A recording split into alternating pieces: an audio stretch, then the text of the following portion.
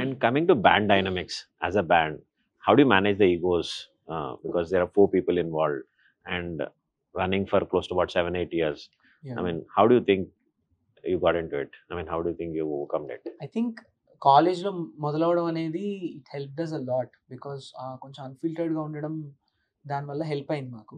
అట్లా అని ఈగోస్ ఉండవు, మేమేం కొట్టుకోమని చెప్పట్లేదు గానీ, but it's easier to manage. And మా బ్యాండ్‌లో ఏంటంటే ఫస్ట్ నుంచి ఎవరికి ఏమనిపించినా వాళ్ళు చెప్పుకోగలిగే ఒక స్వేచ్ఛ మాత్రం ఎప్పుడు ఉండేది. We always had that freedom to express what we felt. So కొంతవరకు we still have our issues with trying to satisfy egos and కొంచెం మేనేజ్ చేయడం ఎప్పటికప్పుడు.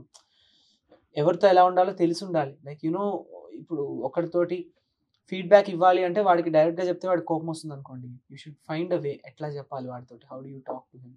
Because I am also the manager for this band. So I got to understand ways to talk to people also. ఎవరితో ఎలా మాట్లాడితే మన బ్యాండ్‌కి మంచి జరుగుతుందనేది. But on a bigger level I feel ఐదుగురు గనక బ్యాండ్ మంచి జరగాలి అనే విషయం తోటి if everyone is okay, then all these things are better. So ఆ విషయంలో touch wood we are very very happy. And అందరికీ బ్యాండ్ గ్రో అవ్వాలి, బ్యాండ్ ముందు అనే విషయంలో మాత్రం కొంచెం క్లారిటీ ఉంది. ఎవ్వరం మేము we don't put our selves ahead of the band. అది మాత్రం చేయట్లేదు. ఇవాల్టి వరకు జరగలేదు అన్నట్టు టచ్‌లో. ఈ రోజైతే అది జరుగుతుందో then it's even more difficult to manage people and all of that.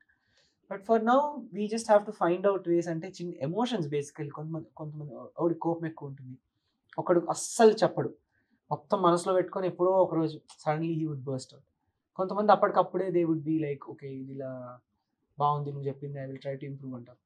కొంతమంది వెంటనే తీసుకోలేకపోవచ్చు, but after 5 minutes they understand. So అట్లా వీల్ హ్యావ్ టు వాళ్ళ వే బట్టి మనం we'll have to tell them అంతే.